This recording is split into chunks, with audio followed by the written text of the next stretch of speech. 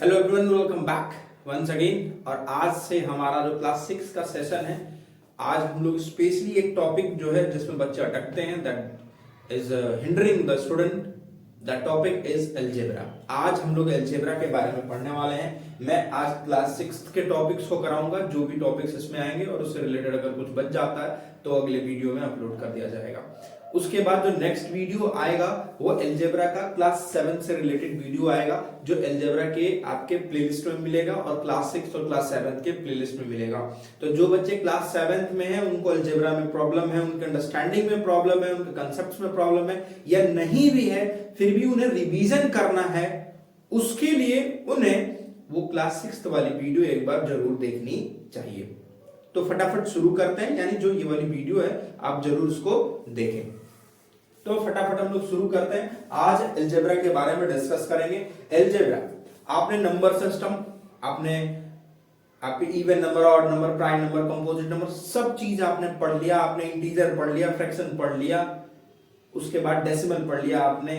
अब बारी आती है अलजेब्रा। एक नए अध्याय, एक नए युग की शुरुआत होती है मैथमेटिक्स में अलजेब्रा के नाम से।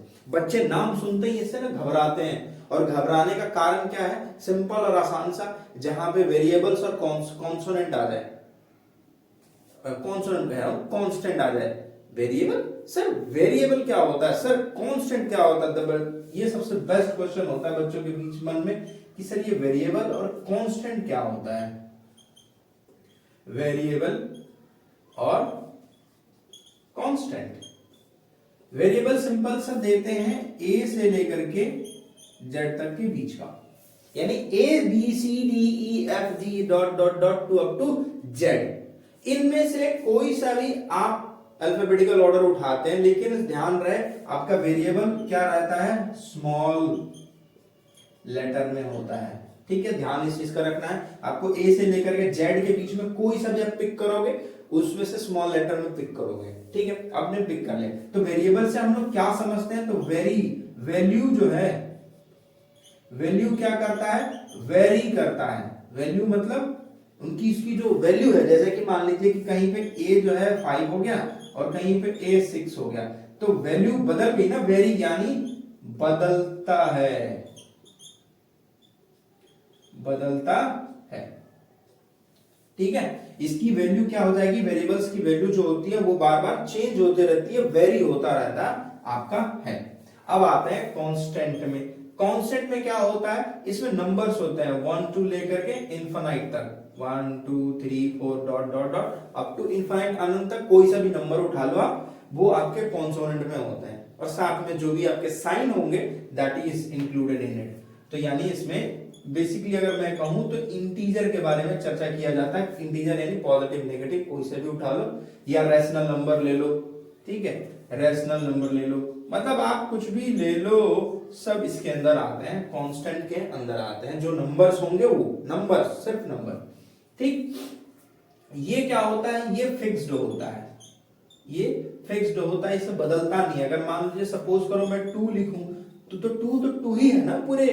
3 तो 3 होगा, 9 तो 9 होगा, 243 तो 243 ही होगा। तो इस तरीके से इनकी वैल्यू क्या होती है? वो फिक्स होती है, वो कभी बदलते नहीं है, वेरी नहीं होते हैं। ठीक, ये दो बातें आपको समझ में आ गई होंगी। जब वेरिएबल और जब कांस्टेंट मिलता है तब वो एक चीज बनाता है, और उसी को हम अलजेब्रिक फॉर्म में कहते हैं उसे। तो वो क्या बनाता है, कैसे बनाता है, क्या चीजें होती हैं, जरा ध्यान से इस चीज को देखेंगे। देखिए, एक वेरिएबल मैंने लिया, एग्जांपल ले लेता हूं, जैसे कि मैंने लीजिए मैंने 5y दिया। ठीक है, तो ये जो 5 और y है दोनों एक दूसरे के साथ डॉट मैंने लगाया। यहाँ पे डॉट का मतलब यहाँ पे ये होता है कि ये एक दूसरे के साथ मल्टीप्लाई है। ठीक है, तो 5y हो गया, एक ये बन गया आपका यहाँ पे एक इक्वेशन।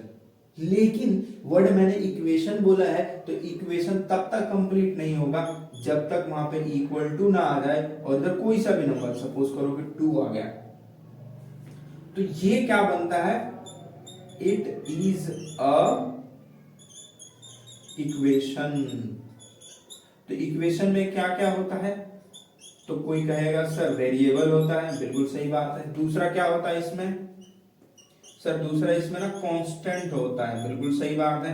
और तीसरा इसमें इक्वेशन में क्या होता है, इक्वल का साइन होता है,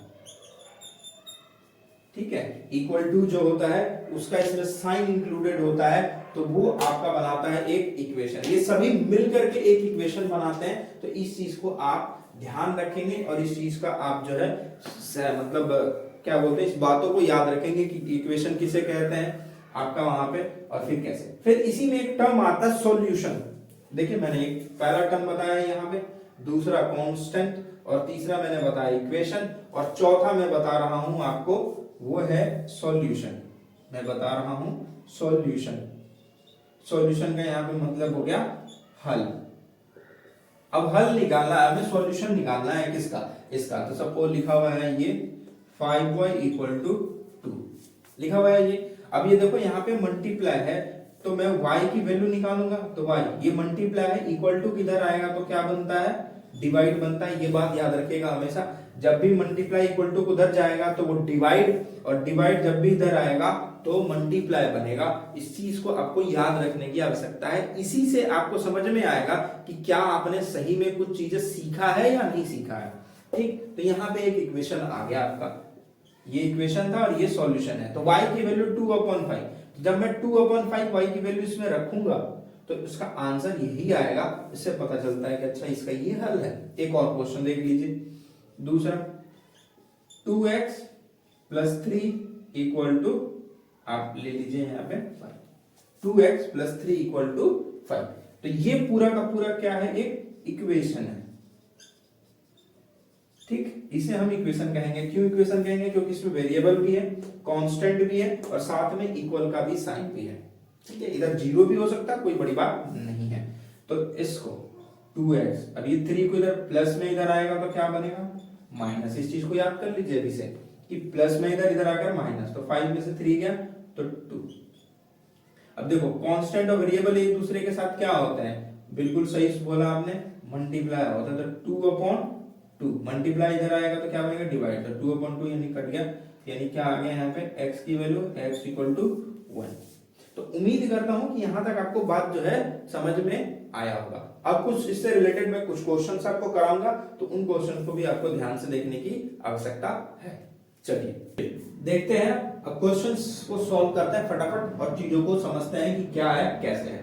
पहला क्वेश्चन है इसमें 4a = देखिए ये जो क्वेश्चन है बिल्कुल बेसिक स्टैंडर्ड्स के हैं, ताकि आपकी जो नॉलेज और स्किल है इसको बढ़ाया जा सके, ठीक है। फिर उसके बाद जो धीरे धीरे टफनेस और ये सारी चीजें आएंगी, तो ध्यान से मेरी बात को सुनेंगे तो आपको आसानी होगा चीजों को समझने में और याद करने में, ठीक है, कि कैसे किस प्रोसेस के बाद कौन सा क्वेश्चन आया, किस स्टेप के बाद हम क्या स्टेप करेंगे। तो ये सब चीजें सीखने के लिए आपको ध्यान से मेरी बात को सुनना होगा। चलिए पहला क्वेश्चन करता है 4a = यानी 4a यानी 4a जो है किसके बराबर है। तो आप खुद सोचो 4a किसके बराबर है। यहां पे लिखा 4 + a, 4 × a 4 बार लिखा हुआ है, और 4 / a।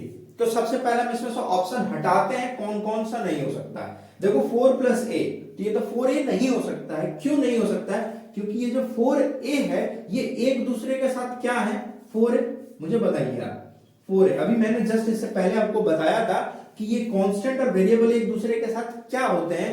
तो अगर मैं यहां डॉट लगाऊं तो इसका मतलब सर मल्टीप्लाई होते हैं। इसका मतलब है 4 × a, कहां पे है ऑप्शन, ये रहा।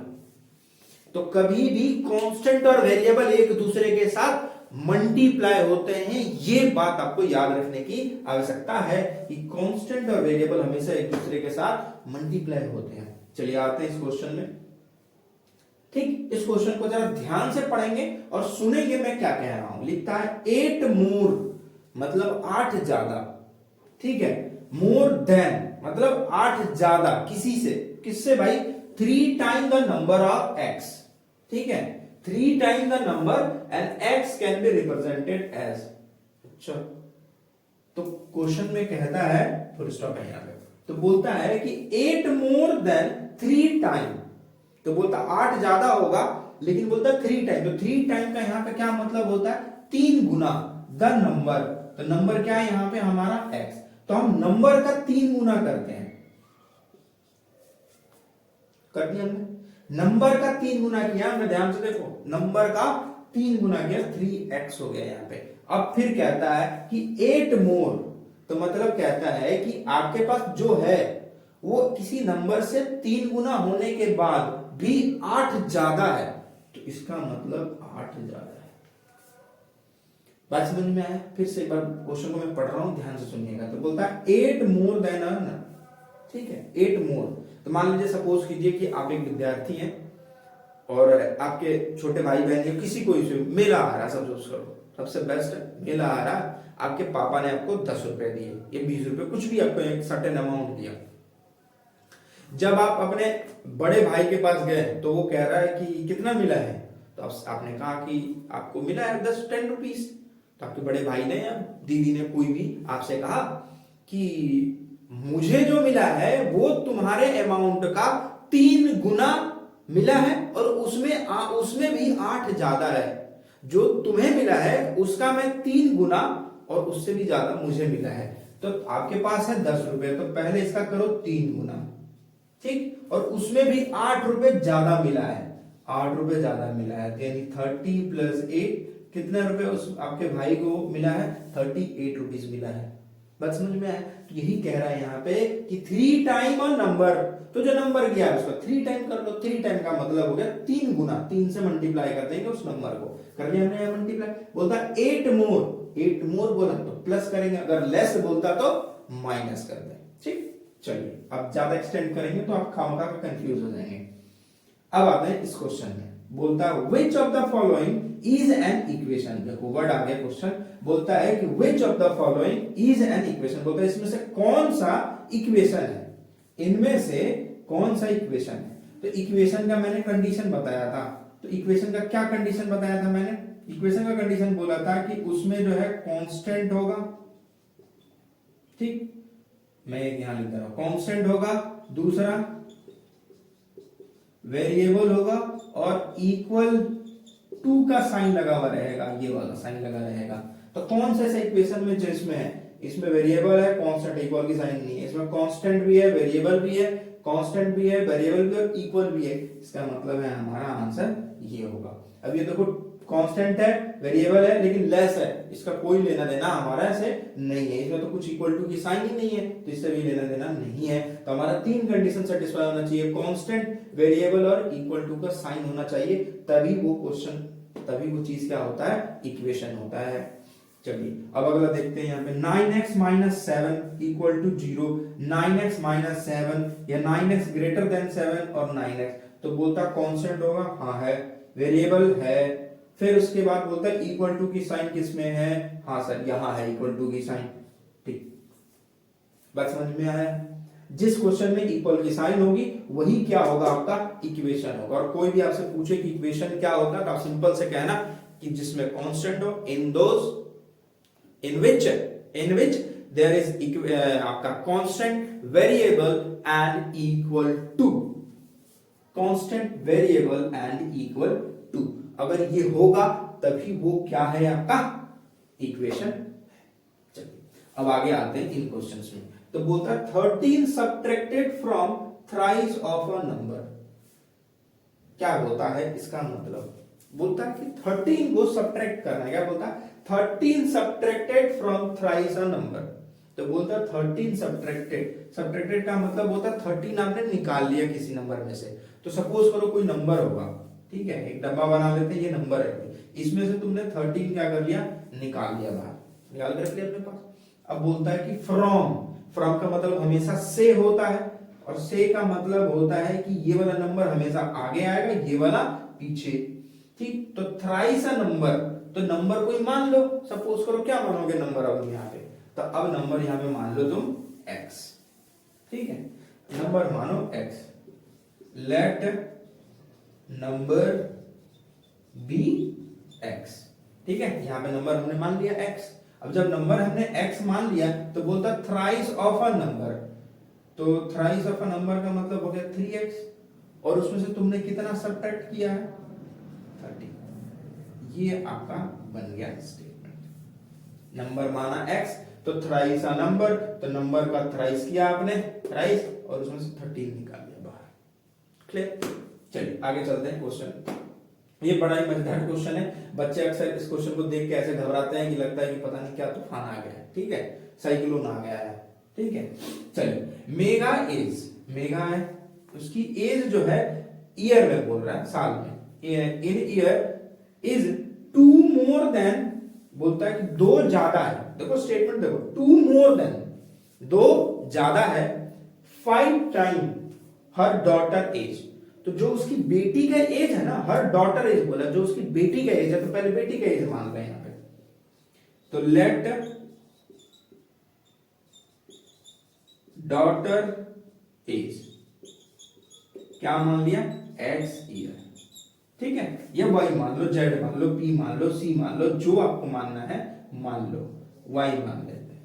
लेट डॉटर एज भी वाई, क्योंकि बच्चे कहेंगे सर आप एक्स एक्स मान रहे हैं, चलो वाई मान लेते हैं, वेरिएबल तो है हमारा, स्मॉल में लिखना है, याद रखना है चीज। तो वाई हो गया डॉटर का एज। तो बोलता है कि मेघा का जो उम्र है इज 2 मोर, 2 ज्यादा है देन 5 टाइम हर डॉटर एज। यार 2 ज्यादा है, 5 गुना होने के बावजूद भी 2 साल ज्यादा है, तो इसका मतलब है मेघा का एज जो होगा वो क्या होगा, तो 5 टाइम, तो 5 वाई, 5 टाइम बोला है, और फॉर डॉटर इज तो 5 वाई, मल्टीप्लाई कर लेंगे 5 टाइम का, और फिर बोला 2 मोर, तो 2 साल ज्यादा। ठीक है, यस,